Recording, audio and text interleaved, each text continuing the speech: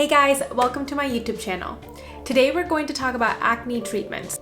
Acne is one of the biggest complaints that I see in my dermatology practice. So if you stay till the end of this video, you're going to learn a step-by-step regimen that is simple and effective that you can try at home. So my name is Dr. Swati Kannan and I am a board-certified dermatologist, a cosmetic dermatologist, and a skin cancer surgeon out here in California. I am so excited to be starting this channel for you guys, so like, comment, and follow for evidence-based real talk about all things hair, skin, and nails.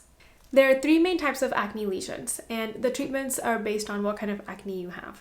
So the first type of acne is comedonal acne. This is when you get whiteheads and blackheads, and this is the non-inflammatory subtype of acne. So usually when we think of blackheads, we think of a clogged pore, which is pretty accurate. But you just have to remember that the clogged pore is a precursor for inflammatory acne. So if we can nip it in the butt while it's still a clogged pore, we can hopefully prevent more inflammatory acne to come.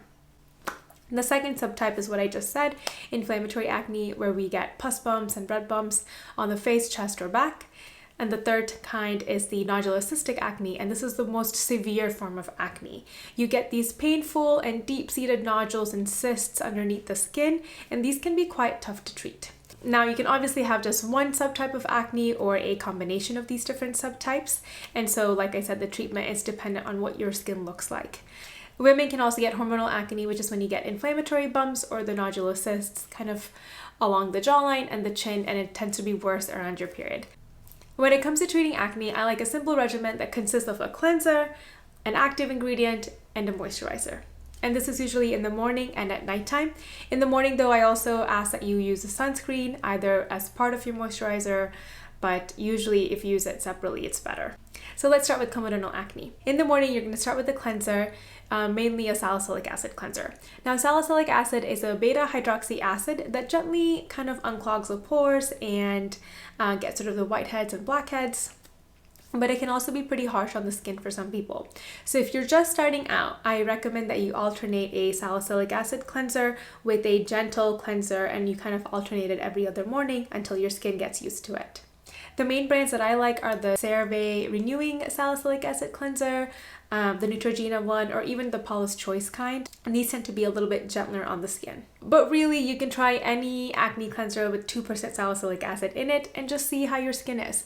We're all unique, and so what may work for one person may not work for you. And so the best thing you can do is just try it. The gentle cleansers that you can alternate with are usually either Cerave or Cetaphil, gentle cleansers that don't have any active ingredient in them. Second step is to use an active acne ingredient. So the one that I really like is azelaic acid plus or minus niacinamide.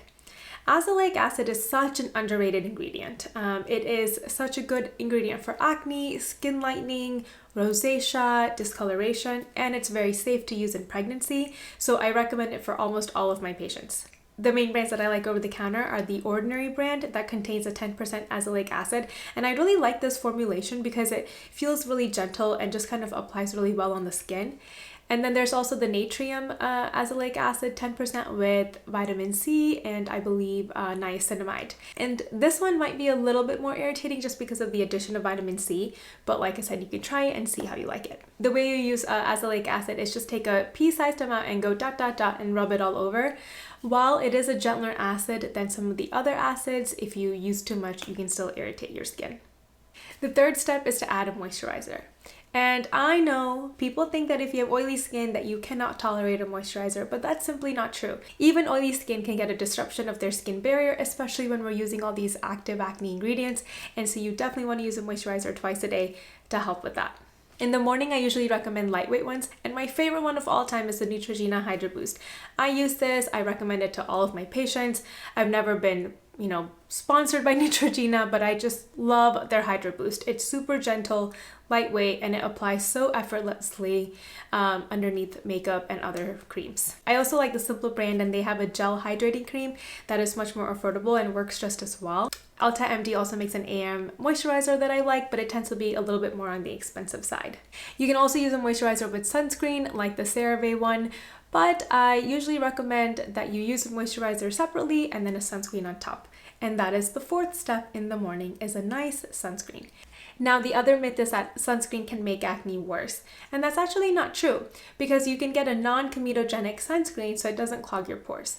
I recommend sunscreens usually with physical filters such as zinc oxide or titanium dioxide, and these physical filters just kind of rest on top of the skin and they don't get absorbed by the skin, so it doesn't actually worsen your acne.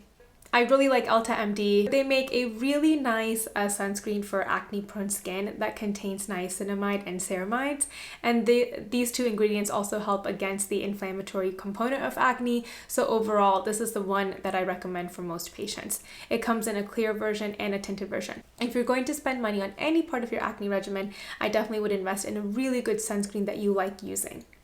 The other brands that I like are Supergoop. This one has a really nice matte finish and contains physical blockers like zinc oxide. And then also the Roche Posey Antihelios one also gives a really nice matte finish. At nighttime, you're also going to have a 3-step regimen. So if you wear sunscreen and makeup, you really need to make sure that you double cleanse at night. And this is one of the biggest mistakes I find that my acne patients make, is that they don't double cleanse. They just use one cleanser and they think that their skin is clean, but it's not true. So what is double cleansing? Well, it's using either micellar water or a cleansing balm to kind of clean off all the makeup on the face, followed by a foaming or a creamy cleanser on top. I really like the Cerave micellar water or the Green Pharmacy's cleansing balm.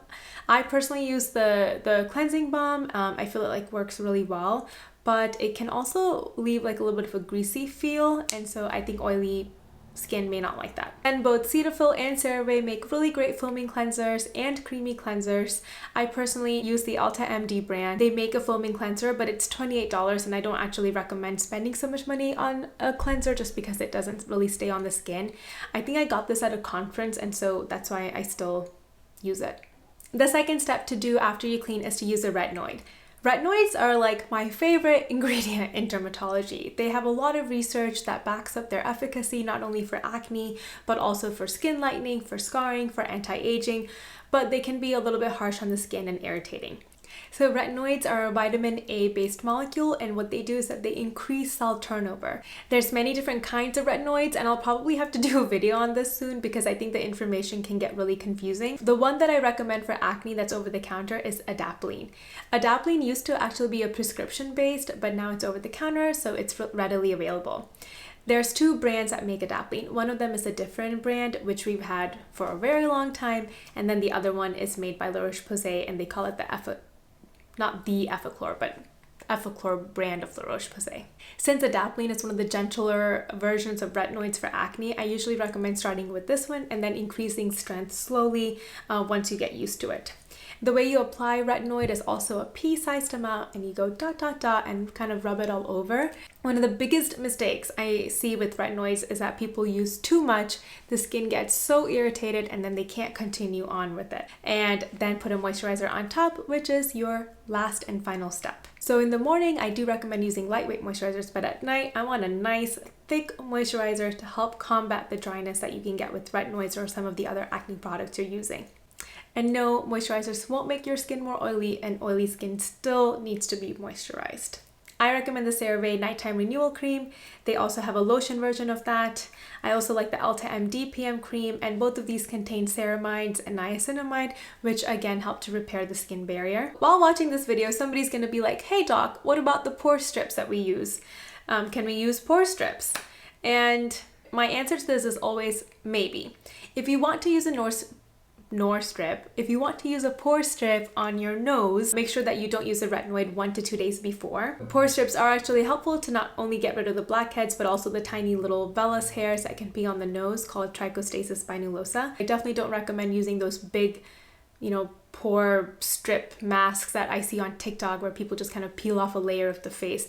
That is incredibly harmful to the skin, especially on the cheeks where we don't have as many oil glands, so we're not able to replenish the lipid barrier like the way we want. For inflammatory acne, which is the second subtype we went over before, you use a very similar regimen, but just switch out a few of the ingredients. So the main ingredients I like for inflammatory acne are benzoyl peroxide, azelaic acid, and niacinamide. Benzoyl peroxide is a wonderful anti-inflammatory acne agent, and it's what we call a bactericidal agent. So that means it kills some of the bacteria on the skin that can cause acne. In the morning, you can substitute the salicylic acid cleanser for a benzoyl peroxide cleanser. I recommend that you use a strength of 5% or less. Cerave makes benzoyl peroxide cleanser with 4% strength, which also contains niacinamide and hyaluronic acid, which really helps to kind of be gentle on the skin. I think one of the biggest problems with benzoyl peroxide is that it can be very irritating to the skin. So you want to use a slightly lower percentage because it helps you to be consistent. And then afterwards, you still use the same azelaic acid and niacinamide in the morning, followed by moisturizer and a sunscreen. And at nighttime, you're going to use the same regimen with the double cleanse method, a retinoid, and a moisturizer. Now, if you mainly have comedonal acne, but you get a few little, red pus bumps and cysts here and there, you can definitely do spot treatment with benzoyl peroxide, especially at nighttime. So you basically apply the benzoyl peroxide and then put a band-aid on top, and that really helps it to penetrate that part of the skin better. Or you can use a hydrocolloid patch like CosRx or Zipstica. I really love saying Zipstica. Anyway, you can use one of these, and what the hydrocolloid patches do is that they just kind of suck out the juice and it decreases the height of the acne lesion overnight. And if you have access to a dermatologist, you can also come by for a quick visit where we just inject the little pimples with Kenalog injection, which helps the pimples to kind of go down within 24 to 48 hours. And I inject my pimples all the time. It's a little bit painful, but so effective. The last subtype is nodular cystic acne, and this one is really tough to treat. It doesn't respond as well to the topical medications that I just described above. For this, usually you want to see a board-certified dermatologist who can come up with a customized regimen for you, and you may even need some oral medications or even Accutane. And I know that Accutane gets a lot of hate, but I personally love it. It's one of the few medications we have that truly can get rid of acne. But of course, we do have to monitor for its side effects, and you want to be treated by somebody who feels really comfortable using Accutane. And finally, diet. Does diet play a role in acne? For sure. I may have to do a video on this in the future, but I actually did do a podcast on food and skin, so I'll put the link below. I tell all of my patients that if they want to help their acne, you want to eat a low inflammatory diet. So what does this mean? It means that you minimize or avoid things like dairy, which is very highly inflammatory, white flour or white sugar products. So that means like white pasta, white bread, cakes, cookies, things like that, and processed foods. That doesn't mean that all carbs are bad. Don't equate the bad carbs to all good carbs. There's healthy grains, legumes that have carbs in them, but that are also very anti-inflammatory and very good for acne-like conditions. Whew, that was a lot of information. So thank you guys so much for watching. If you have any questions or comments, please let me know and I will respond. I hope you guys have a wonderful day.